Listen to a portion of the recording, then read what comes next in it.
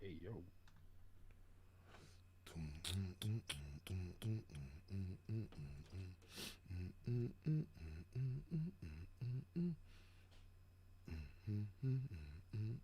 Creating your first video? You should start.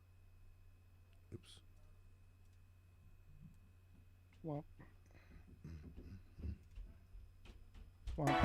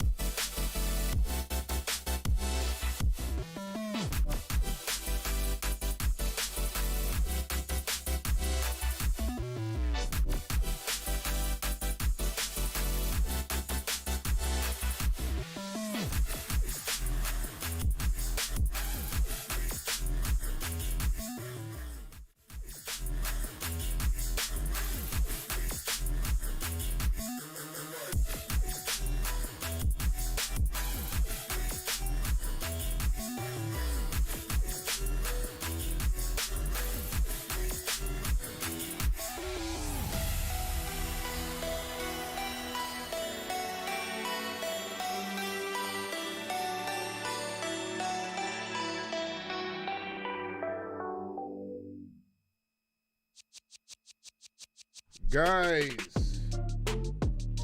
what's going on, my friends?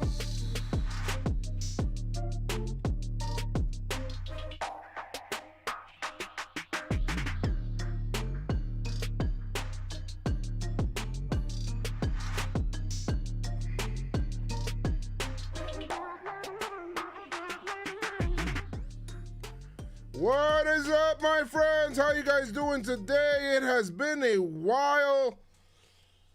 Episode 289, Pitch Restaurant Podcast. And you know what? We were going to pod this week, and we were going to pod on Sunday, and had the first off-season pod, and just talk about, normal stuff, where we were going to speak on the off-season, and speak on the fun things that's going on, and what we should be optimistic for, and what we should be going ahead and doing in this off-season.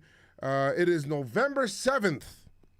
We get news that Cashman and Hal are speaking to the media.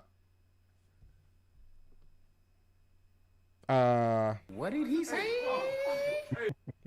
Chris and I on the Bench Drive Show podcast. Bench Drive strong. Let's do it. Let's do it. All right. Oh, shit. Okay. Woo! Nah, it's not my little dog.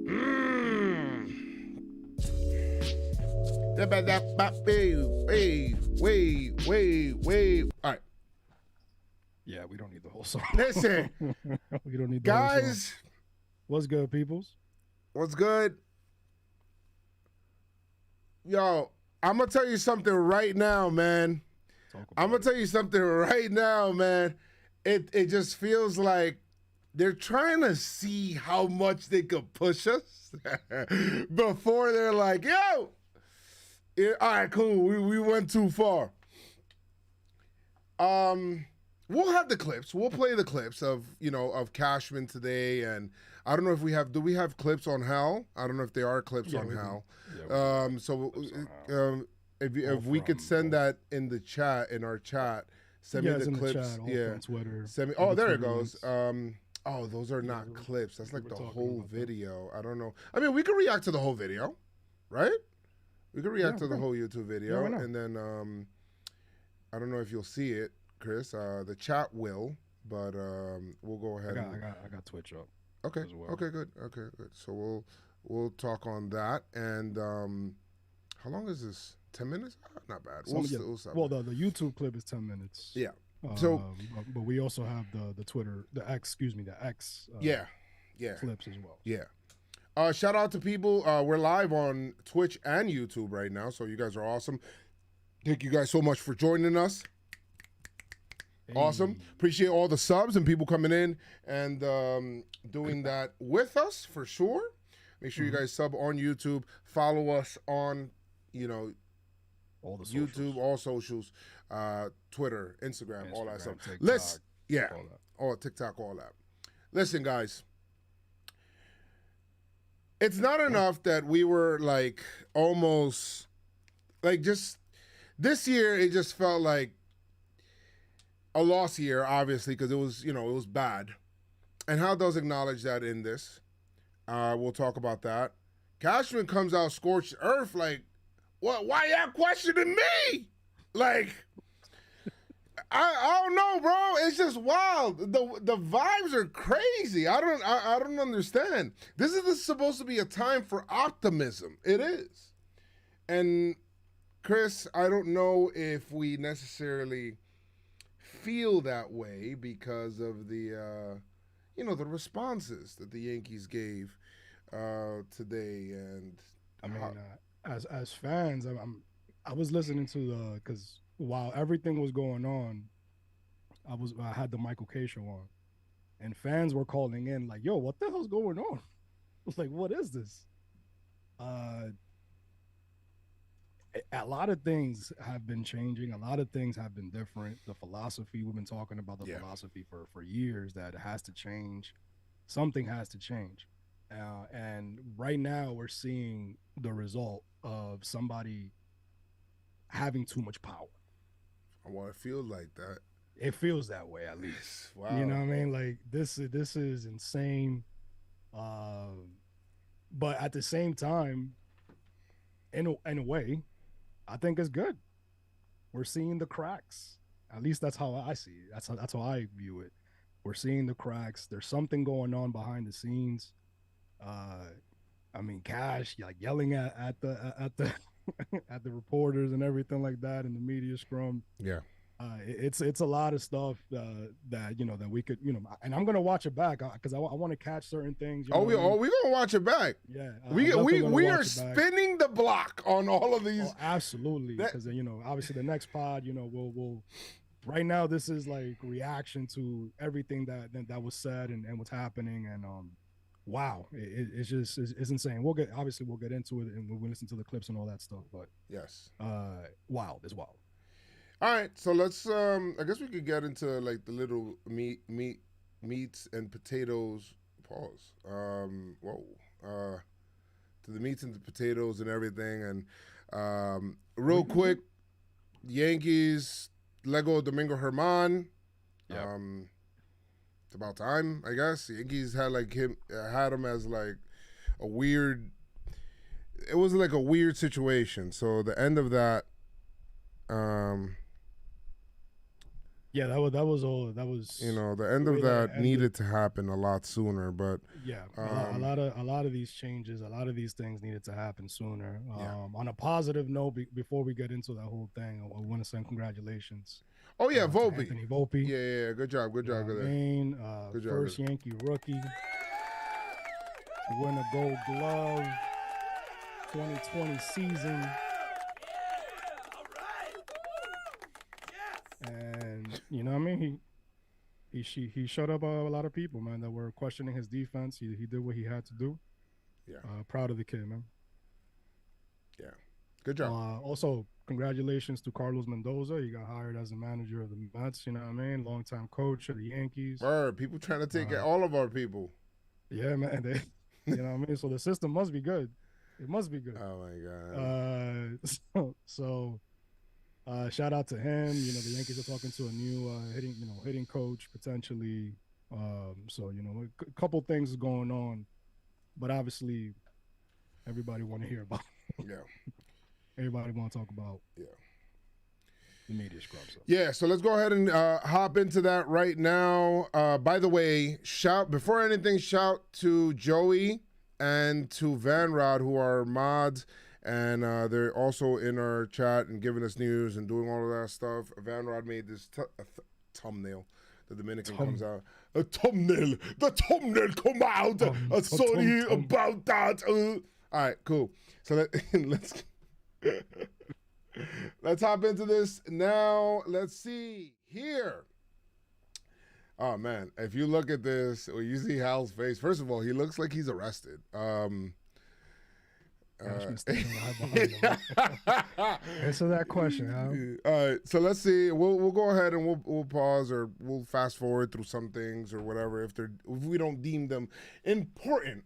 But we'll go ahead and we'll listen to Yankees owner Steinbrenner.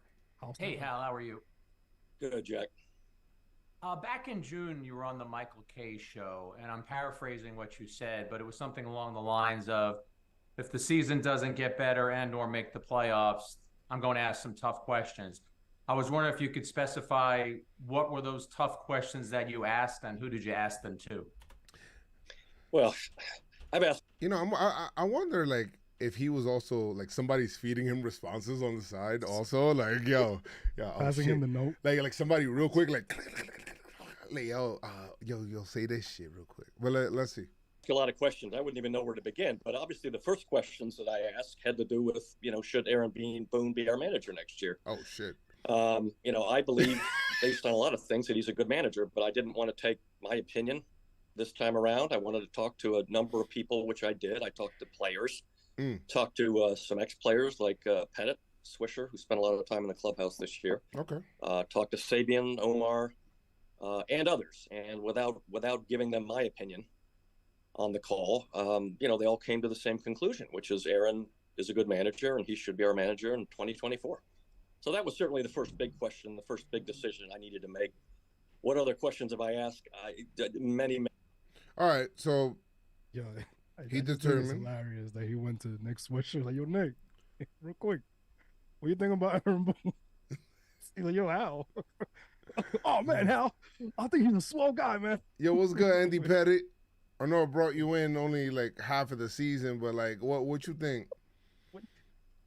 I think it's hilarious that the owner of the Yankees is going around asking people like, yo, what you think about my manager that I hired and paid?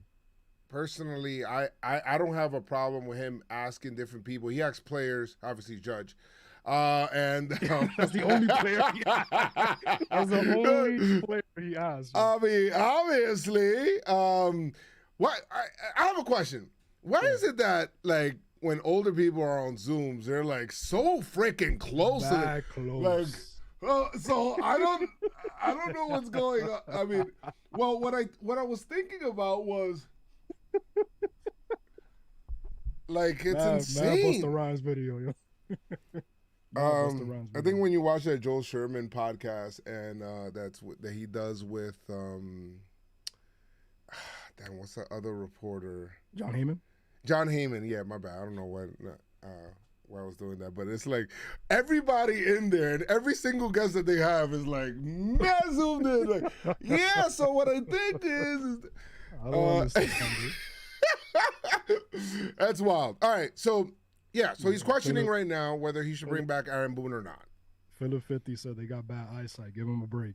Okay, that's fine. That's fine. That's true. My bad. That's true.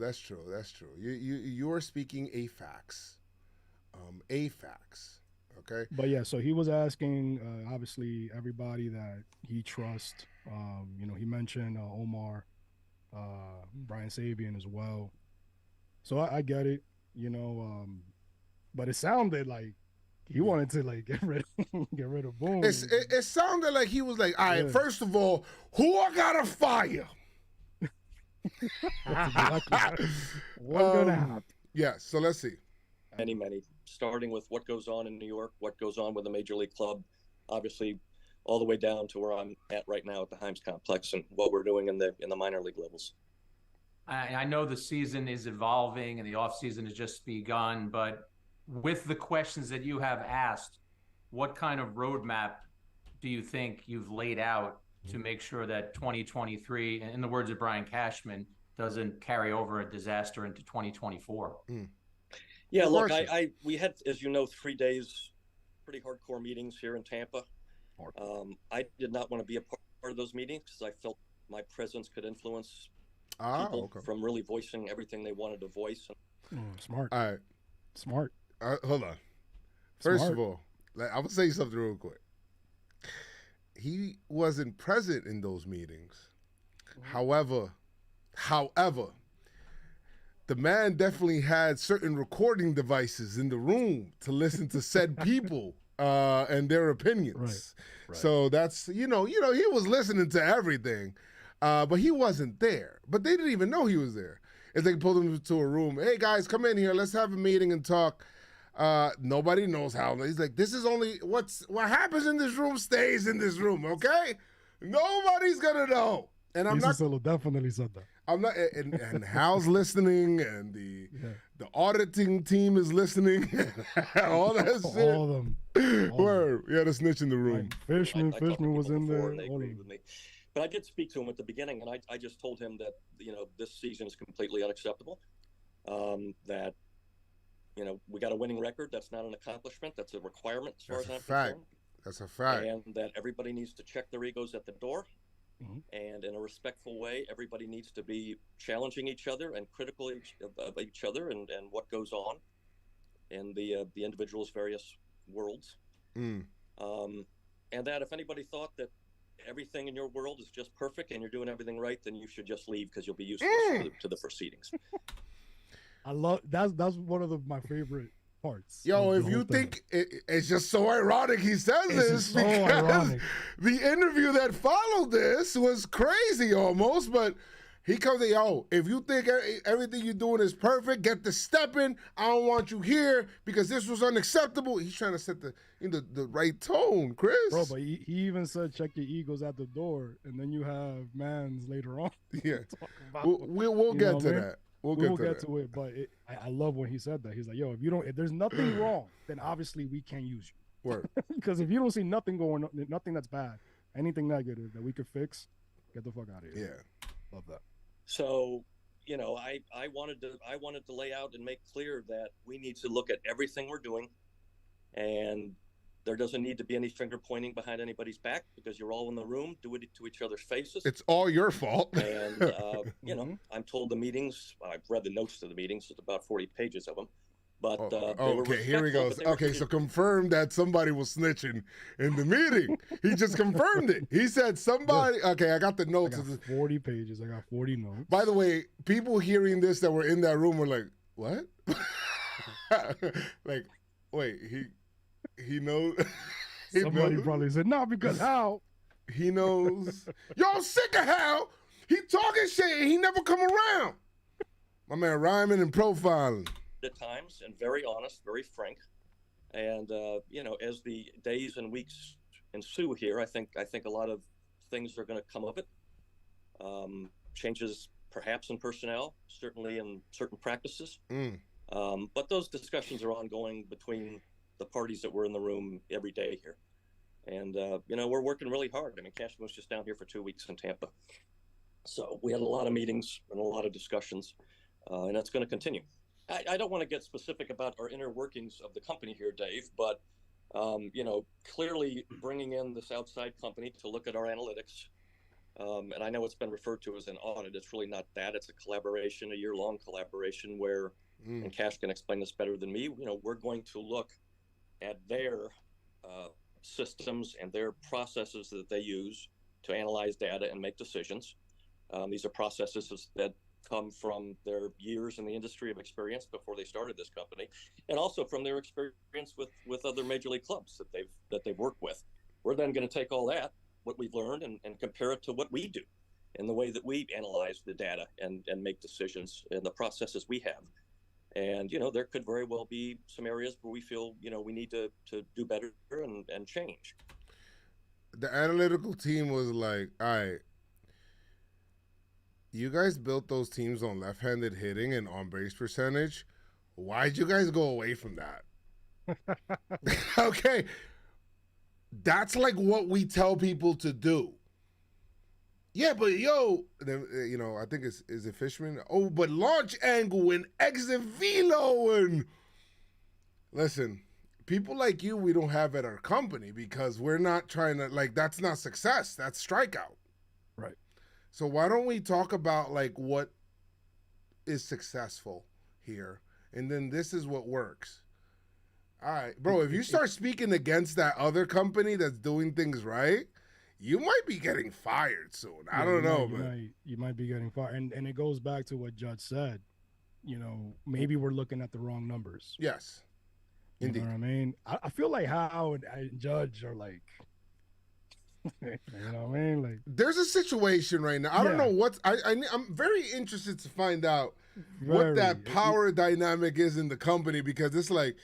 I feel like Judge and Hal have a good relationship and they're trying to work toward one thing, and then Cashman's on his side yo, I'm going this way. Is this the early seasons of Game of Thrones when they go to the garden and have a conversation and they talk, and every time they have a conversation in the garden, somebody dies. I don't know. I feel like the power, decision of power, something is changing. I feel like now Judge has a much bigger voice. Oh yeah, also, he's definitely got to say. He's got to say. The whole situation with the hitting coach as well is somebody who has history with Judge as well. So I don't know. I feel like there's something there, but let's keep it going. Yeah. So I mean, clearly, that's going to be a big deal. We're obviously getting a new hitting coach. That's going to be a significant deal. We did not get where we needed to be with run production last year. Probably our biggest problem, I would say.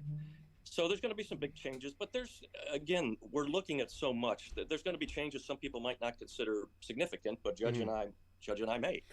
What? Because wait, hold on. You're not just gonna skate right by that. Go back. Hold on, we gonna go back. Hold on a second. Hold on.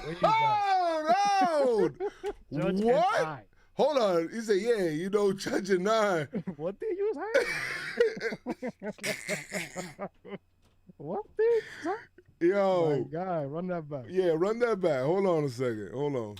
At their systems and their processes that they use to analyze data and make decisions. These are processes that come from their years in the industry that they've worked with. We're then going to take all that, what we've learned, and compare it to what we do in the way that we analyze the data and make decisions in the processes we have and change. So, I mean, clearly, that's going to be a big deal. We're obviously getting a new hitting coach. Okay. That's going to be a significant deal. We did not get where we needed to be with run production last year. Probably our biggest problem, I would say. So there's going to be some big changes, but we're looking at so much that there's going to be changes some people might not consider significant, but Judge and I may.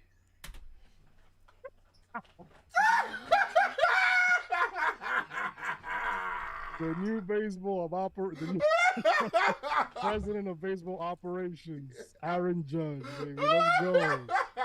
Let's go. Now we know why my man's was tight. Oh, we know why man's was tight. Damn, now, yo. It makes sense. Yo. It makes sense. Who was the one that called Judge? Ow.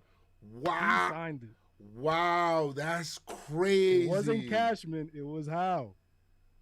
Wow, dogs. Judge and I made this decision. That's the name of the. So Cashman, Cashman on the outskirts, like a malcriado kid, like he's like a bad little kid. Like, yeah, you know what? Yeah. Bro, he's a brat. He's a brat. Before all of the press conferences, Zillow was like, all right, guys, so this is the company line. This is what we're gonna talk about, right? And we're gonna go ahead and we're gonna stay within these parameters here. Trust me. I mean, they may ask you said questions, and this is how I would recommend that you shall answer certain questions. And then now him hearing, he was already tight because the decision was made. And then once he said, yo, Judge Anah made that shit. I mean, I don't know what else he said in this interview, but that's probably why Cash came out like, you know what? With a do-rag. With a do-rag, a cigarette. Tim's. Yo, all y'all motherfuckers in here? Y'all think I don't run shit? Our system is good. Our system is good. Say something. Say something about that. Say something. Yo. I dare you. Speak on it. Get me fired. Get me fired with your whole army. Oops, you ain't got no army. So you better shut the fuck up. Yeah, you better shut the fuck up. Yo, that ass. That was it. Yo, Judge, he heard that, Judge, and that shit. He ripped the paper off me. He said, yo, that Zillow paper, he took that shit. He said, word? Fuck out of here. We not doing that. You know what? I'm going to show them the real. Because, we're doing this every day. So there's just so many stones we unturned during those 3 days of meetings. I mean, it literally was 8 hours straight for 3 days, 8 or 9 hours.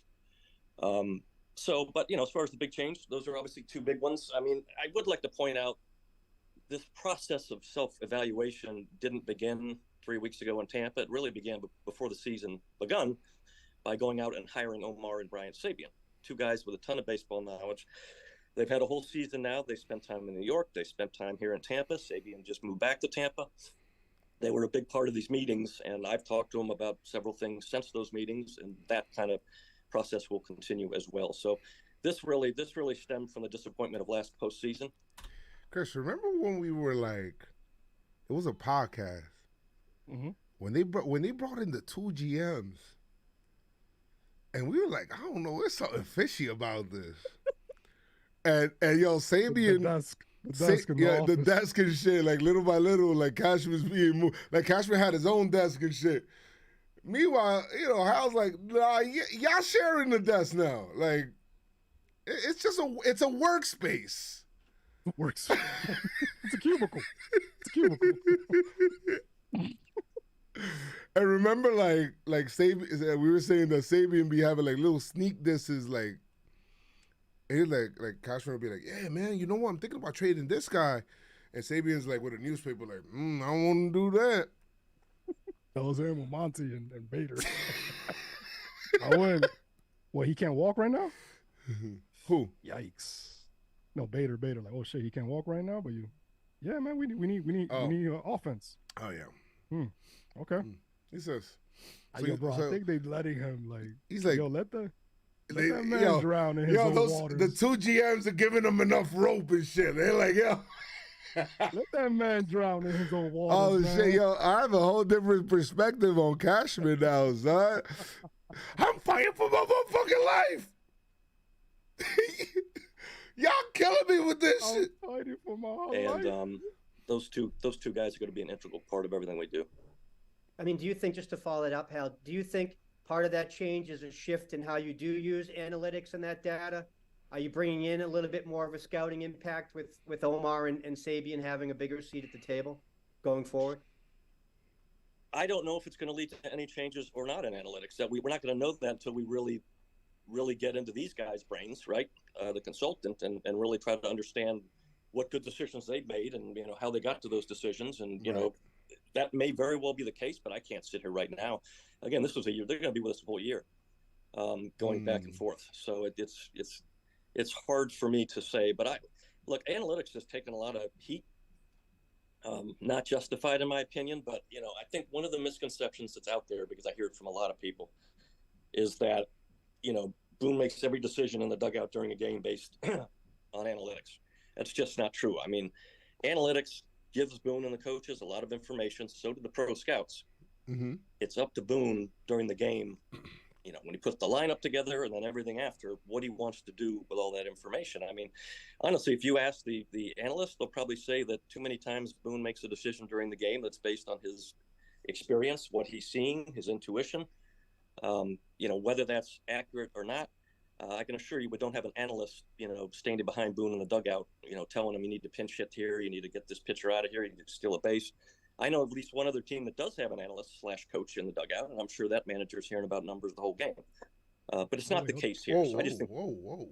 Who's that? Oh, wait, because I've been hearing that in the dugout, there's like mad people there. Right. Like there's mad people sharing information and all this other stuff. So I don't know if he's telling the full truth there. Also, just to clear up, so the Yankees, they're hiring a company to compare how they do their analytics and how they run their analytics, and they're going to compare it to how the Yankees been doing it. Right. And then we'll basically take it from there. Right. But yeah, I don't know, man. I don't know. There's a lot of questionable moves from Boone in the past few seasons. Resting guys after them going like 4 for 4, 2 home runs or whatever. Like resting guys after certain moves that they make, pinch hitting, you know what I mean? Lineup construction. Some of them have been questionable, and I like that he said whether it's right or wrong is mainly Boone basically going off, what he feels and things like that. But we know that analytics has a stronghold on the Yankees. Yeah. And if you guys haven't already on YouTube, make sure you guys like the video, as it does help us and help us grow as well. But like the video, share the video. Yeah, subscribe. Like the video, share the video, subscribe as well. Don't forget about that. I will say this. He's saying that Boone makes these decisions. Not all of them have to be analytically based, which is fine, and I honestly don't think Boone was necessarily the problem. The construction of the team, all of that stuff was a problem. Let's finish up, Hal. Let me go. People need to let's finish it up real quick and then go. Well, that is a change, bringing Zealous on, Joel. That's an absolute change. And, the hitting coach is a change as well. And, he decided, I never got into the discussions about what we would do or not do. It didn't happen. He decided he wanted to be with his family more. But those are big changes, whether Zealous has begun or not. If you're asking about personnel changes, there might be some, but there might be none. And as far as the other changes, Joel, again, changes. Shit, yo, Joe Sherman was all over today. Yo, Joe Sherman was all over today, man. Yo, shout out to Joe Sherman. Yeah, you see how you talk to Joe, yo? Word, he made shit hain today. Aaron Judge and I may think, this is a pretty significant change. You guys may. Whoa, again? May not. Make that Aaron Judge and I may think, this is a pretty significant change. You guys may not. I just don't know, but changes will be made. It's whether or not you guys consider them significant or not, I can't control. But as much stuff as we're looking at and as many topics as we're talking about, I have no doubt there's going to be some changes. Well, let's look at a few. I'll get to that. I'll answer that question, I promise. But let's look at a few good things that we've done. Peralta trade was good. I mean, bringing in Holmes and Hamilton was purely an analytical play. That's true. Jose Trevino trade was good. So, I mean, we've done some good things as well. Tyone a couple of years ago. But nonetheless, let's just pick one guy you're talking about. Because everyone's talking about Joey Gallo, right? So I can tell you that this wasn't just an analytics play. Everybody in the room was a yes on Joey Gallo. There might have been some discussion about, are we giving away too much, in the trade? But everybody wanted Joey Gallo. There's always going to be a risk reward. We talk to as many people as we possibly can about, can this player play in New York? We talk to people that know him. We talk to whatever coaches we know. I mean, we do the homework we can do, but there's always going to be a risk reward. But just know in that case, it didn't work out. You're right. But it was a unanimous decision to do that, and in the end, my decision. Now, Rodon, I think way too soon. He had an injury. I mean, I don't think we can throw him in there. I agree on Rodon. Clearly, he got injured, and that didn't work out. We knew there was a chance of that, but we're trying to win a World Series that year, so we made the move and we got him.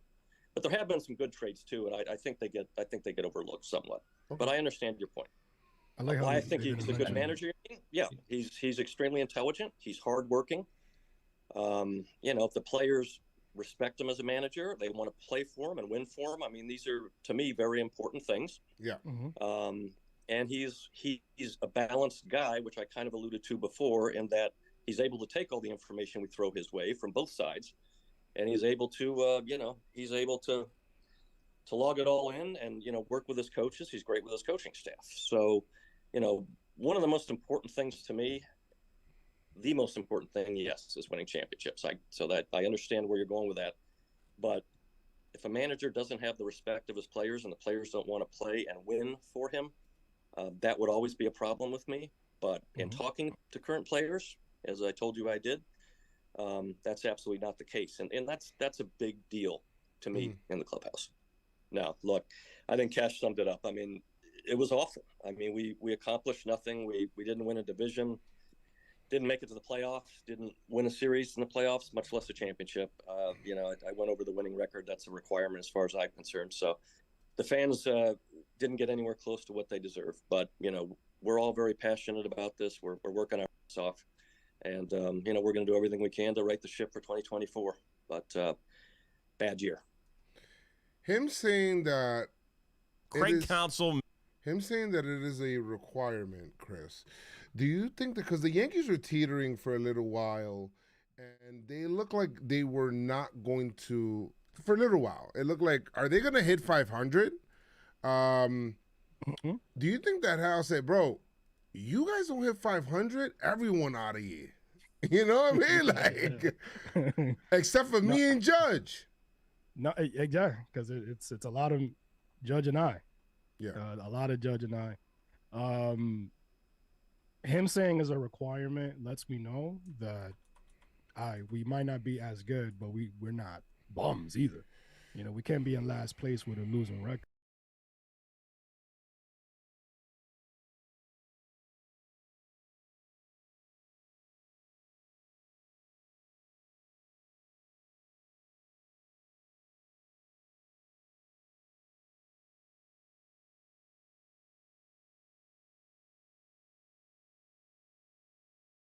You good? All right, here we go. My bad. So yeah, I think Wait, with the hold on, because we gotta retry. Well, I lost everything. Hold on a second. This is insane. Sorry, guys. Quick. Sunday chats. Technical difficulties here, but you guys can still hear me, right? I just feel like with the whole consecutive seasons. I broke shit. I broke shit. Yeah, chat. That's no audio either. Oh shit. Yeah, I had no audio, so I didn't hear anything you said at all. Not one thing you said. Sorry. We good? We back? Yeah, we're good. We're good. All right, let us know if you could hear us. They can hear us. All right. So now, because for some time there, us as fans, we're like, damn, are we good with just being just good? Yeah. Are we good just making the playoffs? Are we good with just having a winning record? So the simple fact that he said, yeah, is a requirement for us to have a winning record, but it's not basically what we deem a successful season because we're not in the playoffs. We're not fighting for a championship. So I like that he did, that he separated that. Yeah. As opposed to trying to make it like, yeah, no, we good, man. Our system is good. Everything is good. There's no problems with it. So I like that. All right, well, are you guys ready to listen to Brian Cashman, who came out? It looks like when I'm looking at these videos, it looked like he just walked out of a room or like walked out from a room from watching Hal and said, you know what, let me go ahead and talk to everybody here. I'm telling you, on his way over, he was listening to the Hal, and I'm pretty sure he wasn't expecting what. Did he even name drop Cashman in the whole? I know I think he did. Cashman, I think he did say something. Yeah, he said Cashman, but he was talking about the end of season media Right. scrum. Mm. I think Cashman want that severance. Yo, he's about to be. No, out, man. I don't think so. I think he feels like he could still do this. I'm just like, a lot of things that happened here and a lot of words that were said, Chris, make me think like, huh, well, that's interesting. Very interesting. I'm telling you, I think he told Judge, like, yo, whatever questions you have, yo, just hit me directly. No matter what time of the day. Nah, hit me directly. Hit me directly, babe. I mean, remember, like, Judge didn't sign until he talked to Hal. Until he talked to Hal. You know, Until he talked to Hal. So yeah, I think they definitely had conversations, Judge and Hal, about what he sees, you know, for, you know, what he wants to see in terms of certain moves and things like that, trades and free agency signings. You know, we're gonna get into what Cash said about, you know, what they're looking for and things like that, and what he says about certain free agents. But you know, Judge has a vision of what he wants to see. You know what I mean? And the whole idea of Cole gonna be happy about that. Yankees Video put out all of these videos from Cashman. Would be nice if we had them all in one clip. Like, that would have been great, but that'll probably come out sometime soon. Yeah, it'll come out. Over here, we could pick a couple. It doesn't have to be all of them because there was a lot. there was a lot.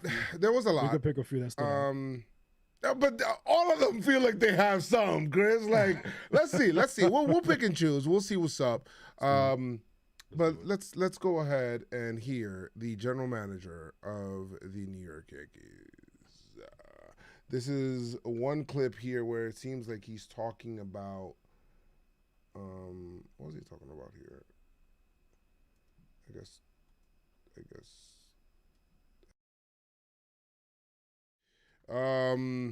Let's see. Have Sabes and Omar and Yeah, so Hendricks, we brought up Sabes and Omar last year. Right. You know, obviously, and those guys I obviously known for a long time. We spoke about it last year. I tried to hire Omar for years.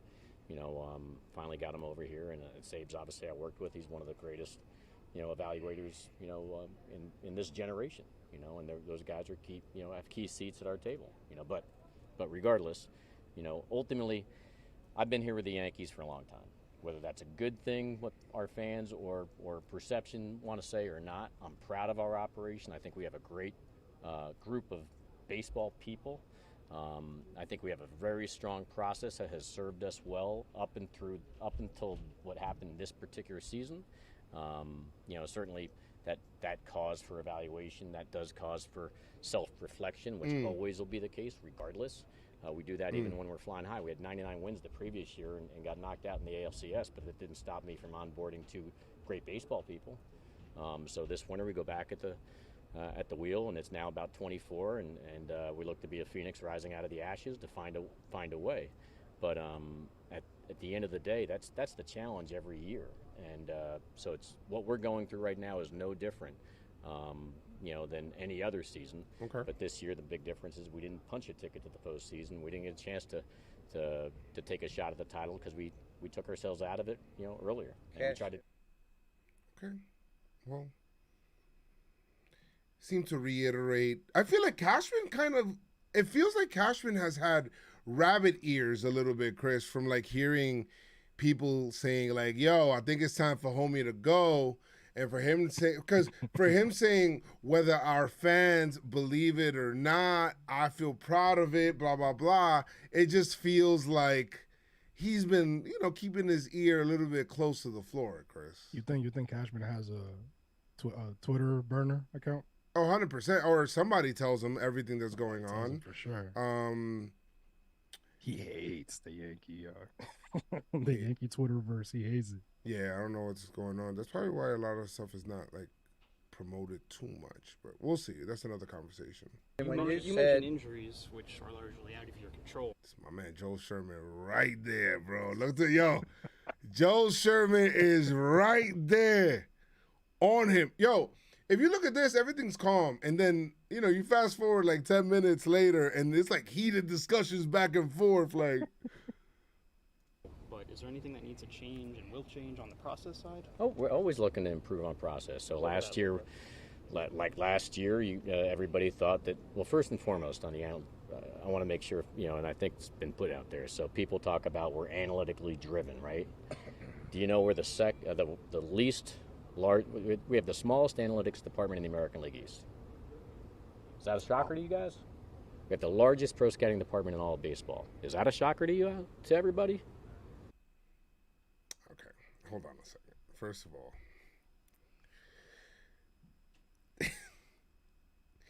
it felt like he felt like, bro. It felt like he felt like this was bars, bro. He's like, yo, I'm gonna hit him with this shit, and that's just gonna hit hard. And, bro, look at homie's face to the right, like, all right, okay, and like, what the hell? That's actually a problem. That sounds like it's your fault. Yo, homie on the right holding the phone. And you know what? Joe Sherman about to cook up some shit because the whole time he's talking like, I mean, is that a surprise to you guys? Huh? We got the smallest analytic department. We're analytically driven. Guys, listen. I don't think that people are against analytics because analytics is just information and analytics is just numbers. Mm-hmm. And Joe Torre had some sort of analytics that told him for some reason to use Felix Heredia in whatever situation. And the same thing with Joe Girardi, where, oh, you know what? I'm going to just use these guys or whatever it is. The fact is I think that people's problem with the Yankees, because listen, the Dodgers, the Astros, like those are the most analytically driven teams, and they are successful in the sense of getting to the postseason and having good teams, and they've won in recent years, and you have Atlanta as well, as they're really good with scouting, and there's no mistake that they're there as well, and shout to the team that won this year, which is the Texas Rangers. Yep. They also were seeking out, and they do have everybody has analytics. It's not about analytically driven teams. It's about how you are deploying your analytics or what information that you're looking at. Like GM Judge said, we looking at the wrong numbers. Right. B? Wrong numbers. Why aren't our guys focused on trying to get batting average, for example, or trying to hit the ball, or trying to, I'm not going to sit here wax poetic about, hitting and running and all that. I'm not going to even talk about that, right? I want to more talk about how it's about how you deploy your information. How are you gathering your information? I don't know, bro. Like, it's just so weird. It feels go ahead. He's like very disorganized. It seems like, because we also have an issue with how they've been investing on the team in terms of the money they basically give out, the contracts they give out and sign up. Money allocation has been an issue as well. Yeah, because it's like, we're top three, and with all the contracts and things like that, we're top three, and we're still trash. We're still in fourth place, or we're 82 and 80, basically barely at 500. Mm-hmm. We haven't been to the World Series since 2009, and it's like, what's going on? And it's because of that. It's because of how you are applying, how you're allocating the money. Same way is how you're using and applying the analytics. Chris, the philosophy has to change. The analytics, this same analytics is the way that you were looking at numbers. Told you Joey Gallo was a good idea. And we continue. Shouldn't be, but no one's doing their deep dives. They're just throwing ammunition and bullshit and accusing us of being run analytics. Oh, did somebody say sheesh? Oh, that was you? Yeah. Okay, my bad. Analytics is an important spoke in our wheel, but it should be in everybody's wheel, and it really is an important spoke in every operation that's having success. There's not one team. Jason Zillow's on the side like, oh, fuck. Mm-hmm. Zillow's over his shoulder. Look, he's looking away. And, analytics he said is bullshit.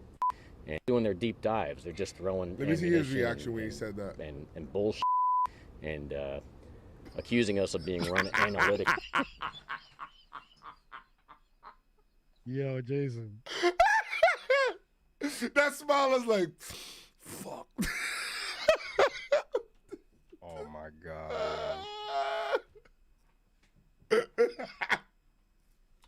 Analytics is an important spoke in our wheel, but it should be in everybody's wheel, and it really is an important spoke in every operation that's having success.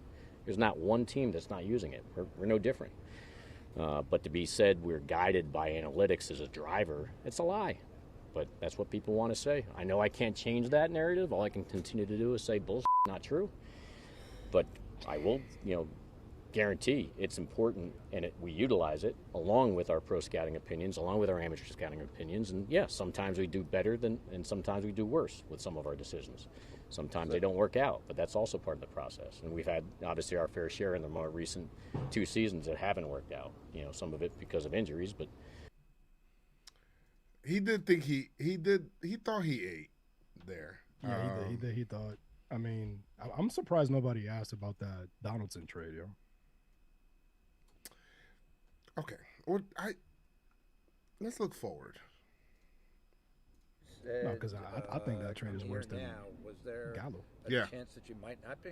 no, I mean meaning here now talking. Right. Like I knew our owner wanted to talk to the press, so I didn't want to talk before he did. Right. So until he had a chance to have to talk, which he did earlier today, and again I personally seeing so circling back. So I was talking about I've been here for a long time.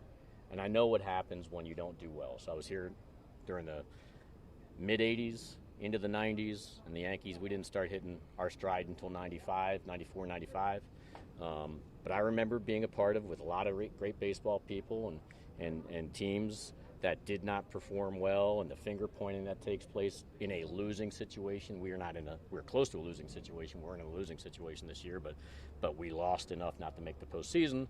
But then what happens with a big market, you get a lot of people with a lot of opinions. You're getting from outside the organization that are throwing daggers, from inside the organization, different people that are actually you work with that have strong opinions of, well, if we went this way versus that way, and it starts playing out in the papers and everybody starts picking you apart, that's what happens when you lose. So, I don't like losing. I don't like not making the playoffs. Our fans deserve better. Our owner deserves better, so we're back at it trying to figure it out. That does involve a lot of tough conversations, but I do understand that it's important to separate what's real versus what's not real, what's just crap noise versus what, hey, that's action items right there, and that's what we're doing. I promise you that's what we're doing. I mean, do we have Action to items. go ahead and do deep dives by publicly gutting ourselves and telling you everything we're doing internally as we assess what we've got going on? No, but I do want to share a few different bullet points like I just did earlier that kind of correct the narratives as like people say we're over analytically driven. Obviously I'd say that's not. Okay. That really bothered him. I'm telling you, he's on Yankee Twitter. It is confirmed that Cashman is on Yankee Twitter. He just turned to Joel Sherman in this video, but it looks, I don't know. So that really bothered him. Him talking about outside noise. He's getting at somebody. There's a group or there's a person. I don't know who it is, but there's somebody that Cashman's bothered by, and he doesn't. Judge? Is it who? Is it Judge? He's not outside. Well, he's outside of the whole. No, he's not. Well, not front office. Well, now he's more in, but he wasn't like really deep into the front office. He could be talking. I think he's talking about, like people that make. It could be radio host because he said outside of the organization. Okay. So it could be like radio host. It could be podcasts like us. Or, Talking Yanks. It could be anybody. It could be Sean Casey, somebody said. It could be anybody, really. It could be anybody. But it could be Yankee Twitter. The vocal Yankee fans. It could be the Yankee fans that went to Yankee Stadium and was saying where they had the Fire Cashman Day. They were saying Fire Cashman. My whole thing is. It could be all of that. My whole thing is. if like the reason why there's a lot of backlash going on, whether it's the media, whether it's Twitter, whether socials and the fans, is because we want you guys to win. We want you guys to be better. We want you guys to improve. We want you guys to go deep into the playoffs and capture some of that magic from 2017. But right now, everything is just, I don't know, man. I mean, everything is a little weird. And I don't know. This is the most animated we've seen Cashman. Oh yeah, he's always got like, I felt like Cashman has always had like some sort of practiced answers, and maybe the part where he said that's bullshit, and he thought like he ate. He's been cursing like for the past couple seasons now. But he cursed before. I felt like this is the first time I've heard him curse. No, I heard him. I think at the end of the end of season presser, he was cursing too. I remember that. But now he's like, using the F-bombs. He wasn't using F-bombs before, using F-bombs. Okay. He's louder, he's more aggressive with his tone, much more aggressive tone. All right. Very Denzel. Well, let's see. Very Denzel. There's a video of that where we put up on picture. We'll show you guys in a few. Hold on. So I think we have good baseball people, whether they're pro scouts, whether they're coaches, whether they're the manager, whether they're the general manager, whether they're analytics guys. I think we have good people. I'm getting permission requests all over the place. We just lost our bench coach to the Mets as a manager. I've got analytics guys trying to be poached to other clubs right now. Our player development program, no different than other places. But again, reinforcement that we got good people. I'm proud of our people, and I'm proud of our process. Doesn't mean we're firing on all cylinders, doesn't mean we're the best in class, but I think we're pretty good personally. And I'm proud of our people, and I'm also looking forward to 24 being a better year than 23. So Zillow was like, fuck man, another one. And he just had the whole thing. Yeah, so then right here he's talking about how I think maybe he's more backing up his staff, and which is, I don't know. I'm pretty fucking good, I think we're pretty fucking good. I'm proud of our people. I think maybe he was backing up the staff, because they've already been beaten up on a lot, even though you don't really know too many names in there. But yeah, maybe he's just doing that. I don't know. Oh shit, Joe Sherman. First of all, this part right here, I just paused the video. The way Joe Sherman looks like he's talking to Cashman. Well, I don't even know what's being said right here, but it looks like he's saying something that Cashman is not gonna like, and he's going to deem disrespectful, and he's maybe a couple of words from smack and spit out his mouth. But I don't know. I haven't heard it again.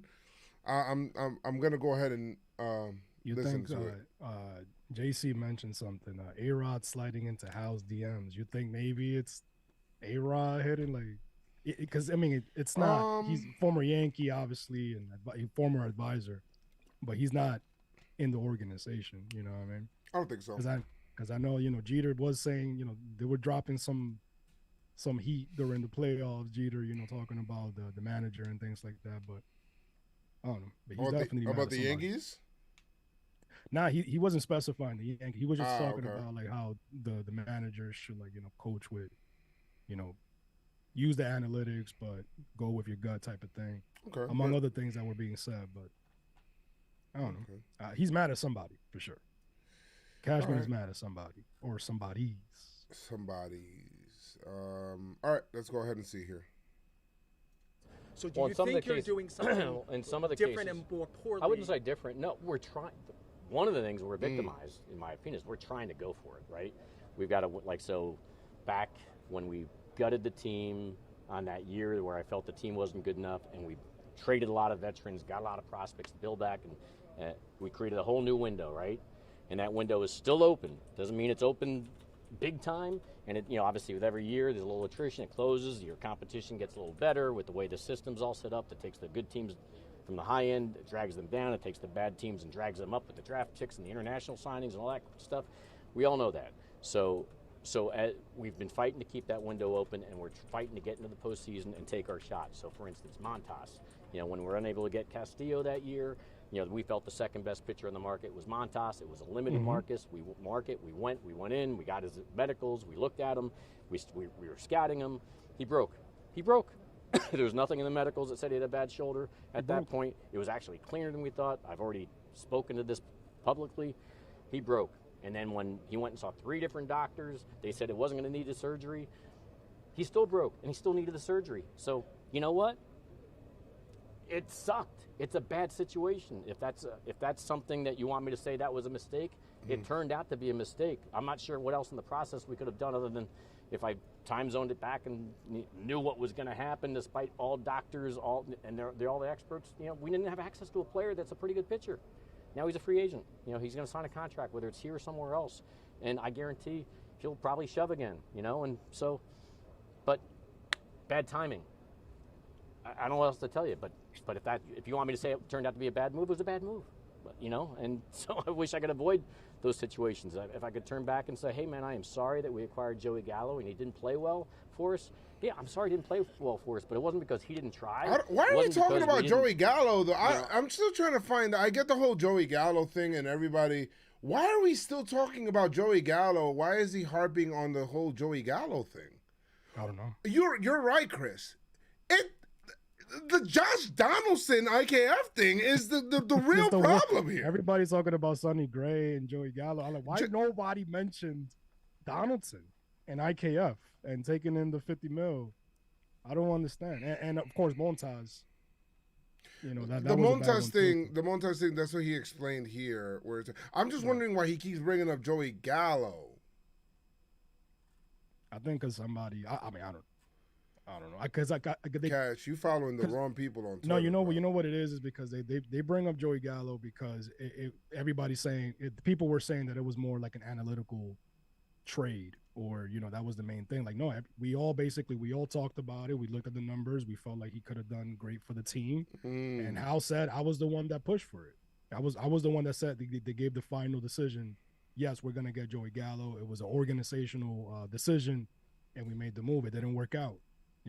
So I guess that's the reason that they keep going back. But I'm just surprised nobody brought up the Donaldson trade. Yeah.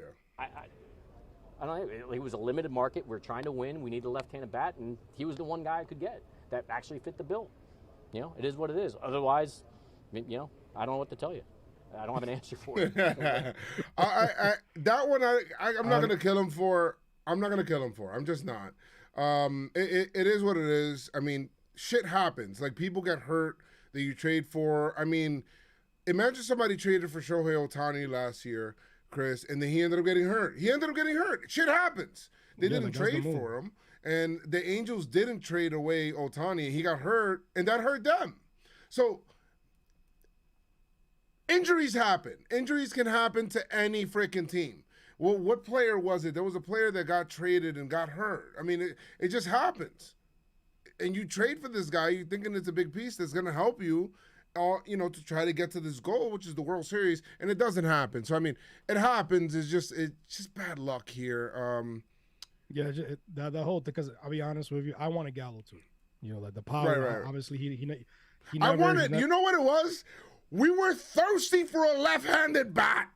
Power bat, not just a left-handed bat.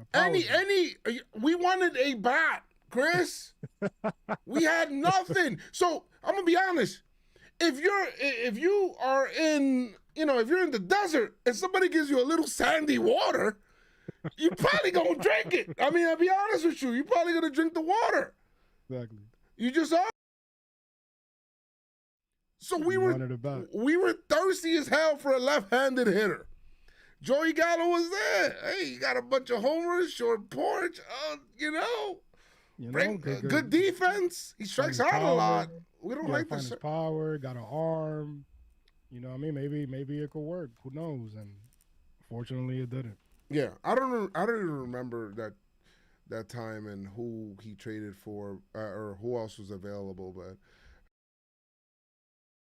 was the infielder? What's his name? No, I know who the Yankees traded, Ezekiel Duran. But I mean, it's he's a champion now. He's a champion now.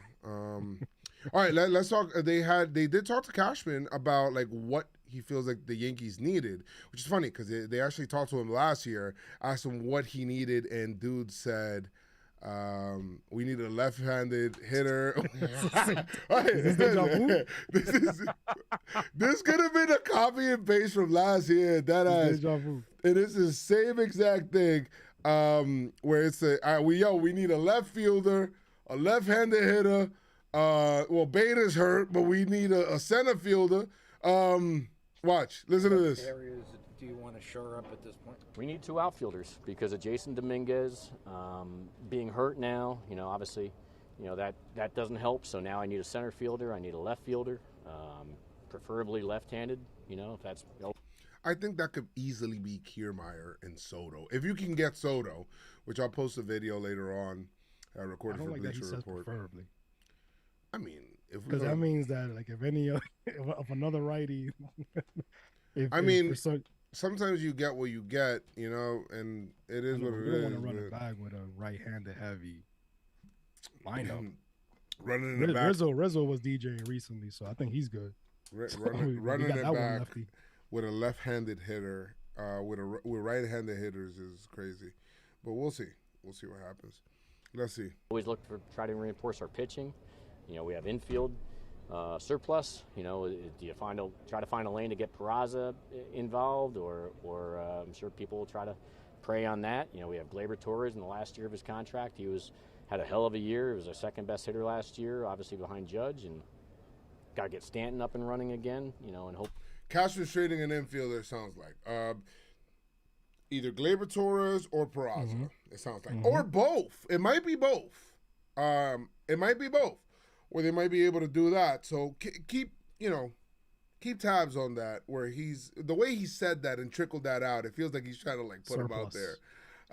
Exactly. Now they do get into a kind of a heated back and forth when it comes to Peraza and Volpe and things like that. So okay, we'll get to that. Thanks to Yankee Videos. Shout out to Yankee Videos, SNY, for getting us these clips. Appreciate it. Hopefully, this past year, because the one thing he's injury prone. We all have lived and known that, but he's never not hit.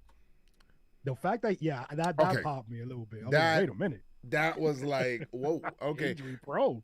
We say injury prone. You know what I mean? GMs don't say that. I haven't heard a GM say, yo, this dude I got on the team right now is injury prone. Yo, Stan, I hope you heard that, B. Damn, that's crazy. Man thinks you're weak. That's crazy.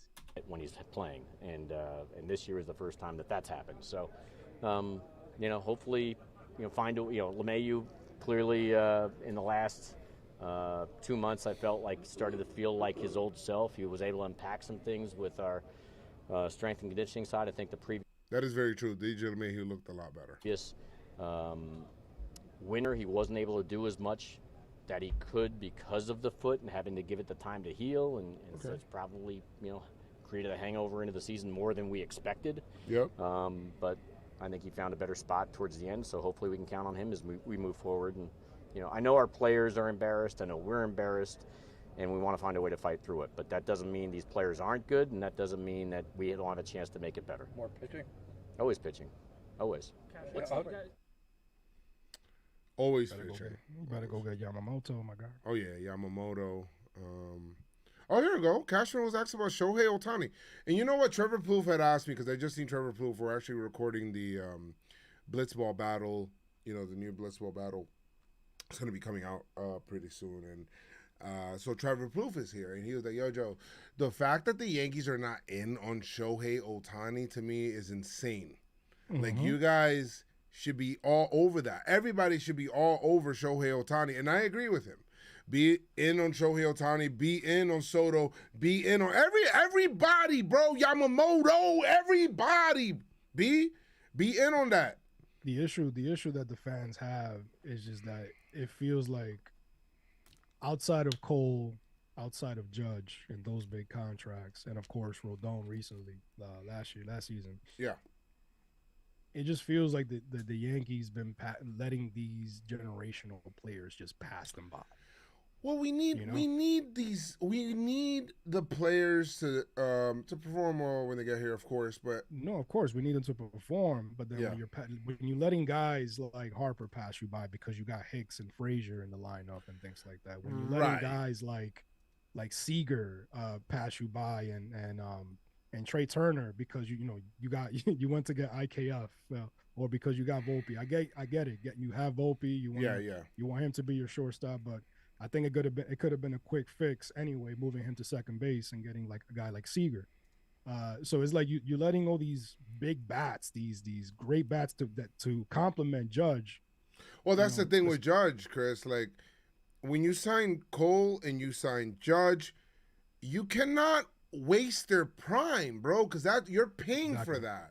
So this is why we need to build the best team possible. And you know what? Maybe the Yankees thought that they built the best team possible every single year. Maybe. How? Chris, I'm not saying they're right. I'm just saying maybe they thought beyond some realm of mentality, they really thought that this was the best team. Bro, they think that motherfuckers that will be on. I'm sorry, I'm cursing like Cashman right now, but yeah, my bad. That people on waivers that in the fantasy ESPN fantasy they'll be on waivers. This is the team that we're gonna put together. Waivers, Billy McKinney's, the Billy McKinney's, and what's his other kid? I forgot his name, but basically putting these guys together that will definitely not be here in any other situation.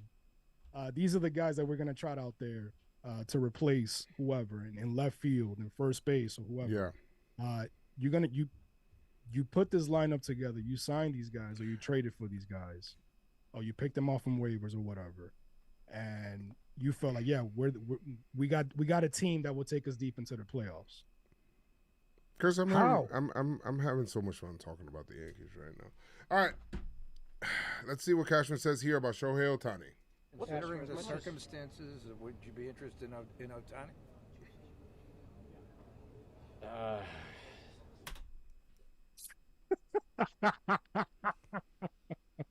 No, he said he caught a brain freeze. He didn't understand. Oh my God. Yeah, the Jake Bowers. Oh my God, yo. It just reminded me of like bruh. He said it reminded me of like that just it just remind when he did that sigh, like I wish I can go for Shohei Ohtani, but I can't like just say I'm not. Like that's like not like legal. Like he can't say that. Like he can't go out there and say that. But let's go ahead and listen to Cash again. Sigh, which if you read into that sigh, it means I'm not in on that motherfucker, bro. I wish I was, but it's not gonna happen. Let me see. In Ohtani? So I'm just trying to think what the free agent rules are right now. Sorry. He's a free agent, Cashman. Chris, but it's the off season, my Chris, guy. Him saying, I'm trying to think about what the free agent rules are right now, which means that the only rule that would say that he would be referencing is the one that says you cannot outright to the media say you're not in on a player. Right? Because it dilutes their market. It's not like that's not good. So you can't go out there and like just be vocal about saying, "Hey, we're not gonna be in." That's why the whole Bryce Harper thing, saying, "Well, we're not gonna." And I think the Yankees kind of got in trouble with the Bryce Harper thing, saying that they're not in on him, saying that he's not a fit. And that's listen. That's another conversation. And anyway, yes, the Bryce Harper's not a fit. 2023, and you looking for a left fielder, preferably lefty, and Bryce Harper was not a fit, my guy. All right, let's see what he says. Sorry, guys. Sorry, guys. I wasn't expecting individual outside organizational players now. we're going to be interested in looking at everything that's available that can make us better, and then ultimately, Hal Steiner will make final calls on what those price tags are and how they would fit. So. Are there rules against you talking about specific free agents? No, it just with everything we're just talking about, I just got caught up. Yeah, I got a brain freeze on it, and sorry. Right. So, obviously he's a great player. We all know that, and so, we will certainly have discussions and find out what's workable and what's not, and what's obtainable and what isn't. So. The discussions have been had. The market has been set, or the line of demarcation in the market has been set, and he's like, we're not swimming in those waters. We're not paying him $500 million or whatever it is. It's just not going to happen with us. It's just wild to me because he's like, yeah, we're always looking for pitching, and we're looking for a lefty bat. And he's literally like both. I know he can't pitch for like a year, but he can still bat. Well, he's a DH. Yes, the issue is with Stanton. So you would have to literally unload Stanton's contract and take a bit, and you're not going to be able to. You literally in the same interview, exactly. You just called that said man injury prone. You just so even if you try to trade him, what is going on, Joe? What is going on in this world? Maybe you're making a point on behalf of others. Ooh, wait, okay. Brian Cashman has a back and forth with reporter about Anthony Volpe. I don't like that they say reporter. It's Joe Sherman. Yeah, it's Joe Sherman. Put some respect on his name. Put some respect on Joe Sherman. Let's go ahead and put this up here because this is yeah, this is the one. Yeah. Maybe you're making a point on behalf of others. Young players come up and succeed in the major leagues. Am I missing the young players who are coming up who with are the Yankees offensively succeeding in the major leagues? So you're saying that we can't produce major... I'm not saying you can't. I'm asking, you described it as indisputable. I'm asking you where, ultimately... But the example you want to say right now is Volpe, I guess, and Cabrera. Those are the two, right? Peraza. Like, if they were performing, they would have kept getting more at-bats. They didn't perform, and they didn't. But Peraza's not getting everyday reps. Right. He's got Glaber, he's got Volpe now, he's got LeMahieu. Prior to that was Donaldson. There was not a link. Cashman... He got run, and Peraza's my friend, but he's gotten some run. There were people there. Third base at bats were available after Donaldson bounced. I mean, Rizzo wasn't here, so LeMahieu was playing first. What are we talking about? Joe Sherman's right. Why is it that other organizations have a lot of their kids come up and produce? And why is it that the Yankees don't? Why? It's always inconsistent. They bring them up, they're in the dugout, they don't start for like days, and all of a sudden, even the pitchers they bring up, like they be in there for like on the team for days, and then they don't use them. The guy in the back is like holding his head like, oh my God, what the hell? All right, let me see. Volpe now, he's got LeMahieu. Prior to that was Donaldson. There was not a lane for him to even play. So I don't even know why you use Peraza. Oh, my God. Well, these are your young players. I understand that, but he's got to have a spot to play for you to be able to use his name. Well, if he would have hit, he would have played more. That's true. He didn't hit, so he didn't play more, right? Well, where's he going to play? Well, third base! He would have played. Who would he, if he hit? Like, this is Abbott Costello. If he hit, who's he taking out? LeMahieu at third? Is he taking out Volpe? LeMahieu was at first. Okay, Rizzo was out. Rizzo was out. Joe, Peraza started for the Yankees in the postseason the year prior. Yeah, what are we talking about, Bob?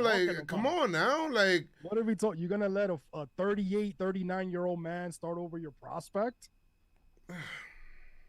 Be it short? Is he taking out Glaber Torres, who was one of the best second basemen in the American League last year? If you want to win, you're going to play the guys who are hitting. If he hit, he would have played, right? I guess if he hit better than Volpe, he would have played shortstop, and he would have won the thing out of spring training. But Volpe won it out of spring training. I think it's a stupid discussion that we're having personally. I think our player development system, all that matters from my end to you is I think our player development system does a great job. You're questioning whether it does. That's your job to do.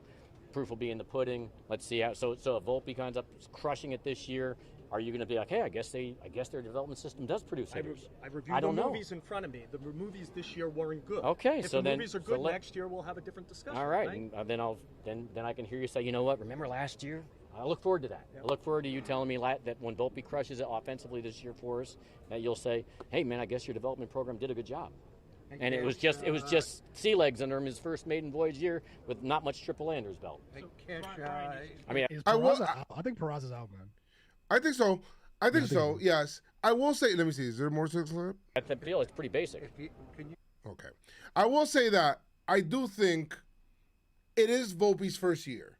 And I don't think everybody comes up and their first year, they're all-star level. Not everybody's J-Rod. Not everybody's supposed to, you're coming up, moving up a level. You're supposed to struggle. It happens. Right. This is a brand new level. This is the best players in the world. You struggle, fine. I think Volpe could have a much better sophomore season if he learns how to hit less for power. I know that sounds weird, but hitting less for power and being more of a contact on-base guy, I think it'll make his game better. Definitely. Well, Joe, you spoke on it a lot throughout the season. It's like, don't fall in love with the homer. Oh, yeah. Like, you have legs. Like, your thing is that you steal bases. You get on base, you steal bases. Right. So use that. But it just felt like he was falling in love with the homer. And that could be the same. That could be the same thing for Peraza. It could be the same thing for Pereira. It could be the same thing for even Oswaldo Cabrera. And it could be the same thing for any other kid that comes up. Jason Dominguez, anybody. Not Jason. I'm just saying. I'm just giving you an example. Jason Dominguez situations where you hit a home run in your first at bat off of Justin Verlander. Doesn't happen. Well, I think Clint Frazier hit his first homer in Houston. Oh yeah. He hit his first homer when he first came up. It happens. Listen, I'll say this. What I'm saying is both sides are right. Cashman saying, listen, are you saying that because Volpe did not hit this year that our player development isn't good? And Joe Sherman saying, yes, because I'm going to go ahead and look at this year and the years prior, and you haven't developed another hitter since Judge. So what's happening here? Why haven't you guys developed people? Why is it that Gary Sanchez, who's been hitting his whole life, you signed him as a catcher to bring him up, and he forgot how to hit as a Yankee? Why? Why is it? I get it, Greg Bird got hurt. I get it. What happened to Clint Frazier? What happened to, and Gleyber Torres? You got to give the Yankees credit for Gleyber Torres, but he had a big down period also where he trended down, and he was like, and it happens, when he was playing shortstop. When he was playing shortstop, but there were more people also, like a lot of these kids coming up. It looks like where's the approach? Like what's going on? There's a disconnect, and I think Dave said it before, Chris. Like there is a disconnect from the minor league hitting system and the major league hitting system. The major league system. Yep. So there's something off. So maybe this is the off season. So I think Joe Sherman's right to question this. Why is it that the kids aren't hitting? I think Cashman should have said, you know what? He could have said this, but he could have said, listen, at the same time, this is why we're reevaluating what's happening at the major league level with our hitting, with our analytics, and all of this stuff. I think that's something he could have added. He didn't have to get defensive about it. But it was from Joe Sherman. I feel like if anybody else would have asked. Oh no, it could have been. Joe Sherman. He was looking from the beginning. You could tell Joe Sherman. You know what I mean? Like he's like, yeah. Also mentioned Miguel Andujar. Oh, Andujar. That's another one. All he could do is hit. He can't defend. All he could do is hit. What happened? Yeah, Mike mentioned Miguel Andujar. Basically, 2018, one of his best years, runner-up for Rookie of the Year, if I'm not mistaken, and just fell from the fade down, just fell off completely. What happened there? It's a lot, man. Volpe was very good defensively. Volpe was very good, especially the second half of the season. He was very good defensively when he first started in April. He looked a little shaky, but it was fine. He settled down. But I think that the same thing could happen with his bat. He could settle down after a full year of Major League Baseball under his belt, and come back next year, have a full spring training without worrying about his job, and just like take a spring training where he's trying to ramp up rather than competing for a job, and take the rest days when he can, and then hit the season like gangbusters. Judge struggled. It could have potentially been because of his offense. You know, that could have affected his defense as well. Oh yeah. And then when he had that, that chicken parm, it just changed his life. Oh yeah. It wasn't the Yankees organization. It wasn't the hitting coaches. It was his eventual teammate. Wells. Wells that helped him out. So. All right, let's see this one. Dead on arrival, why our season got derailed. If you don't make that a significant reason, it is. Injuries. You want to say it's an excuse? It's a fact.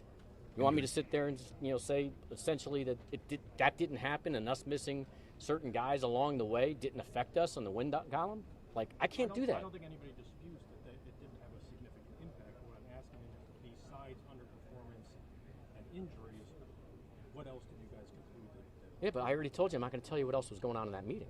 So you're asking me to put you in that room. I'm not doing that, which I already said in the beginning of this. So we had organizational meetings. They did get heated. We had a lot of discussions. Some stuff we agreed on, some stuff we disagreed on, and we unpacked a lot of different stuff. Some of it we're making some adjustments. Some of it we actually recommitted to. So I don't know what else to tell you. And again, I go back to it doesn't matter what I say, and it doesn't matter what Hal says. It doesn't matter what Boone says. It matters what we do. Right. Because at the end of the day, it's all about wins. It's all about the win. Dead on arrival, why are... Yeah, okay, injuries happen, blah, blah, blah. I get it. It's a significant reason. I get it. Judge getting hurt in L.A. derailed the Yankee season. I understand that. But Judge getting hurt, okay, Judge staying healthy and the Yankees making the playoffs, all Judge was doing, all it would have been doing, Chris, would have just been like the Yankees would have just been a repeat of the 2022 Yankees, which Judge is basically the team and Judge as the deal. Still the weird approach, still bad on base percentage. I get that. I understand that Rizzo got hurt as well. And these are two big pieces of your lineup. However, it still doesn't. Okay. The simple fact that your team fell off in the face of this earth after Judge went down and then eventually losing Rizzo, that's an issue. I get it. That's a problem. That's a problem. I get it. And hey, you can't replace a Judge. You can't trade for a Judge. You can't replace a Judge. And Judge came back and, to his credit, played like Judge. And we didn't get Rizzo back. And we found out for so long about the concussion. And the whole thing with Stanton, that Stanton was down as well. Stanton apparently was healthy, Chris. He was healthy. Yeah. And the whole thing with Trevino. I get it. We have injuries. Every team has injuries, but Joe, that opens up another issue because remember we found out that Trevino had this issue since spring training, and he played. You know what I mean? The situation with Rizzo and the concussion, right? He continued to play, and and obviously, that conversation. We had that conversation already and everything like that, but it's just a lot of questions that opens up all these situations that occurred. Guys continuing to get hurt after coming back from injury.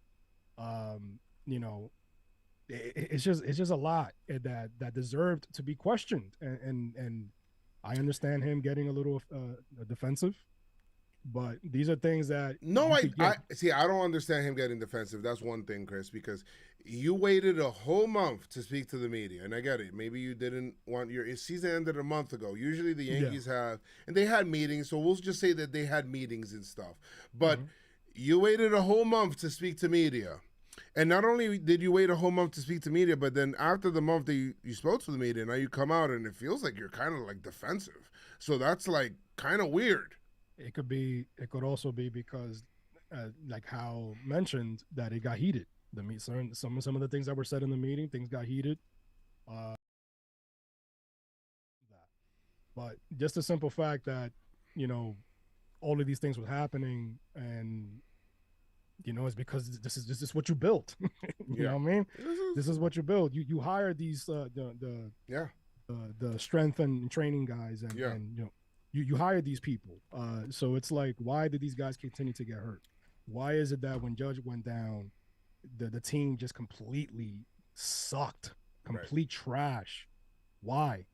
when you're supposed to have this foundation for Judge, or the supporting team surrounding Judge is supposed to be good as well.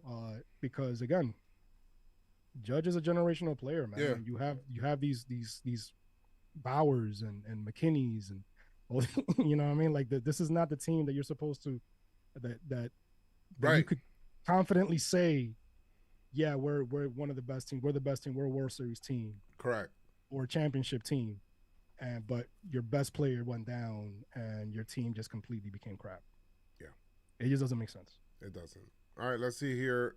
This is the last Cashman clip. Let's see what he says right now.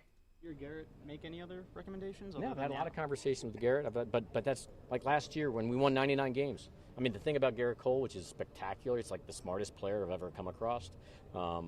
Last year we won 99 games. He's like, hey, let's meet for coffee. I think I sat with him for 2 hours in Greenwich, Connecticut, a coffee shop, going through a lot of different things of what feedback he's got. He's right now, which I hope is going to be the Cy Young Award winner because I think he deserves it. Oh, yeah, but 100%. He's already knee-deep into finding ways to be better when, how much better can you be than what he just did? But that's how he's wired. So all of a sudden, I've had many conversations with him, just like last year, about whether it's him specifically or us as an operation or needs as we have in the roster, and what do you think about this? What do you think about that? Your Garrett make any other recommendations? Yeah, I've had a lot of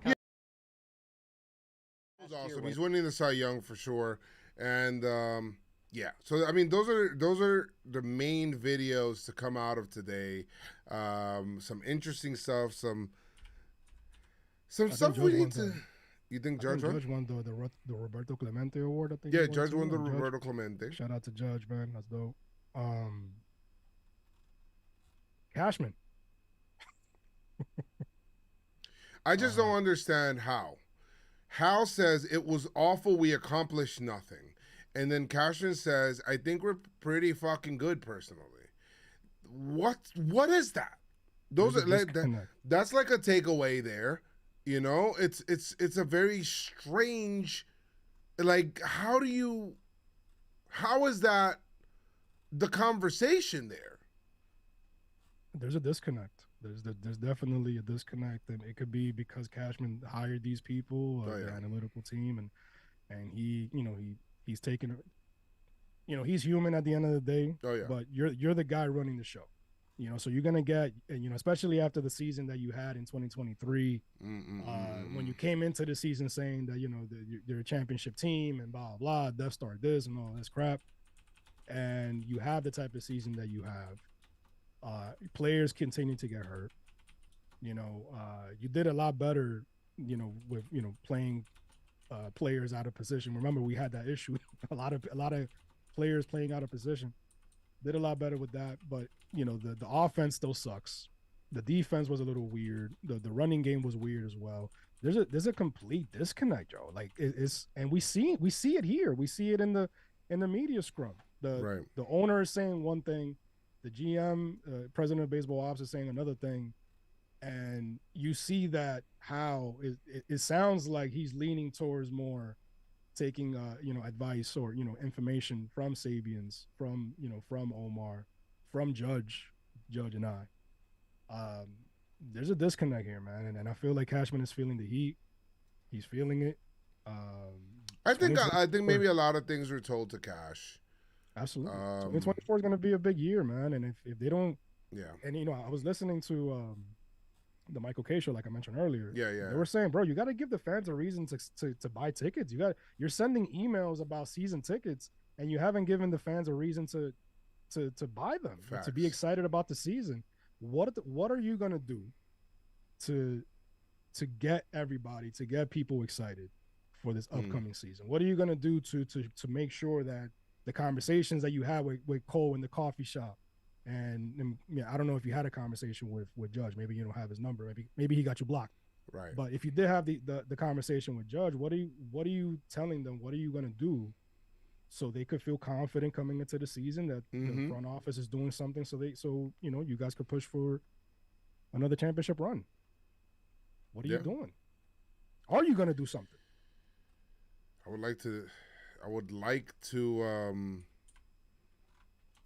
I would like to know. I'm very because it did come out that Cashman was going to be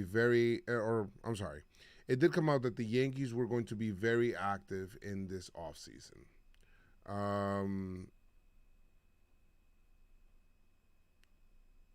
Yeah. How? Let me see. I'm trying to find the tweet. Shit. Oh, wait a minute. Hold on a second, Chris. We gotta look at this. What? Oh yeah, he was talking. He said something about Ben Ruder, right? So, here we go. Look at this tweet. First of all, it says here, Chris Kreisner. I think I'm saying it wrong. I apologize Kirshner. I apologize if I said it wrong.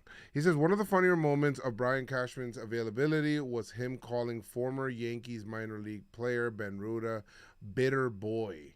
He called it embarrassing that he was given a platform considering he got worse after leaving the organization. Ben Ruda says, headline, bitter boy Brian Cashman doesn't know how many current players in his own org and former players now in other orgs reached out in support of Ben Ruda following the Foul Territory TV clips.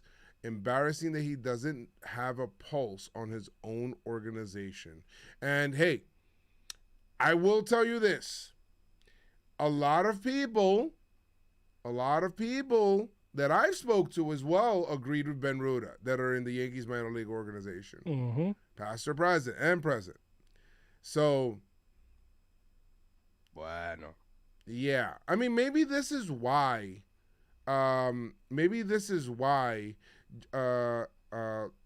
Rawson was brought back. And this is why Judge was like, yo, you got to bring this guy back, bro, because we were doing well and his approach when I was in the minor leagues was dope. So now he's coming back to be the Yankees hitting coach. And apparently he's supposed to be the in-between Sean Casey and the other guy that they got fired. And Dylan Lawson, that they pinned it on him. He's supposed to be the in-between. I get it. He's from the Tigers. And the Tigers didn't do so great. No, he's not. But he's not from the Tigers. But he was not originally. He's in the Tigers, but he's really like a Yankee from the Yankees organization. But he was in the Minnesota. He was the hitting coach in Minnesota as well in 2019. Correct. So they did that. So they did this well. Is from they did well. Yeah, this is from Hoodie Glaber. Shout out to Hoodie Glaber, man. Shout out to Hoodie Glaber. He said, "I see some takes that James Rosen is a Tigers guy. Yet, yes, he's coming from there, but he's really not. He's and I misspoke. I apologize. No, it's fine. He's a Yankee at heart. Played for the Yankees in the minors, then coached in the system for 9 years across 2 stints, including 2014 through 2016, aka Aaron Judge's crucial development years. Also spent 2 years with the Cubs, 3 with the Twins, and 3 with the Marlins, and just 2023 with the Tigers. So he doing his thing out there. So obviously Judge had a major say in the potential hiring. That's.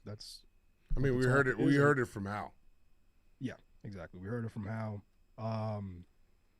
Another interesting thing, Joe. Brendan Cuddy tweeted that Cashman said that they're still trying to make a decision on the coaching staff. Well, yes. So they're thinking about like maybe getting rid of a lot more people, probably, and trying to see what's going to happen there. Here we go. When Hal was asked if the Yankees would potentially sign a free agent to a 9-figure contract, Hal said everything is on the table. This is Jack Curry. Wouldn't talk specifically about Yamamoto, the Japanese pitcher who is of great interest to them. So that would be awesome if the Yankees would get Yamamoto. So this is the tweet, the full tweet. Cashman said the Yankees are still deciding whether to keep the entire coaching staff. Yeah.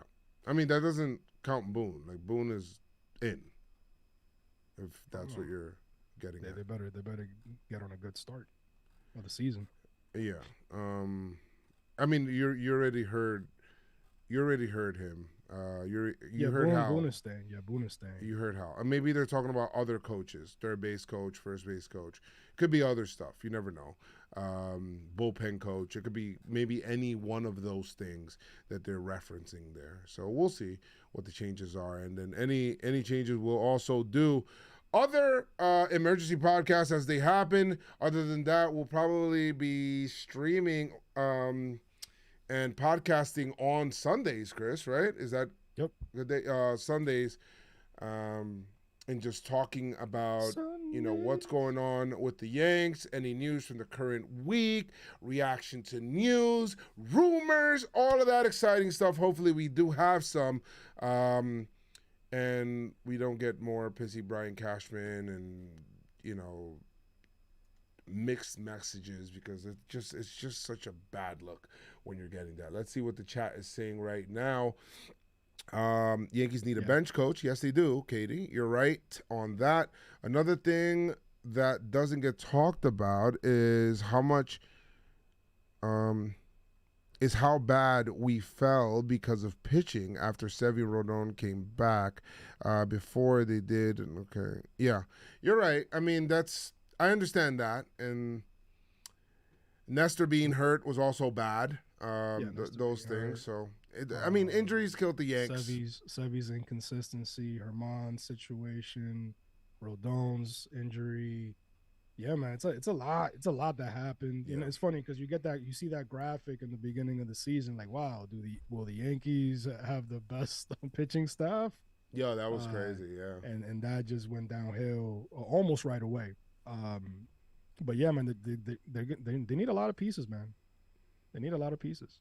250 batting average is okay. Yankees, Derek Jeter's rookie year. Bobby Witt. Okay. Volpe won his job because of hitting. Very true. He hit 210. He did not hit well. I felt like him hitting the home runs. He started chasing homers, chasing power. That's not good. When you're that's not his game. Yeah, it's just not a good. It's not a good feeling. It's great that you hit him, but that's not your game. It should have been your focus. It's like Jeter. It wasn't his focus. He wanted to get on base. Correct. You know what I mean? Slap the ball over the field, steal bases. That's your game. That's what you got to focus on. Yeah. Shout out to the chat. Shout out to everybody there, man. Make sure you guys do like the video. Subscribe to the channel if you guys haven't already. Appreciate all of you guys. Follow us on twitch.tv/JoezMcfly, and follow Pinstripe Strong in all of the social media, man. I appreciate you guys for hanging out with us today. We spoke a lot for almost 2 hours on this, and we had a blast doing it. Thank you guys so much for hanging out with us while we did it. And yeah, guys, appreciate it. Guys, like I always say, okay? Peace. See you Sunday. Yes. Make sure you guys keep your pinstripes on and stay, stay pinstripe strong. Let's go Yankees! Let's go!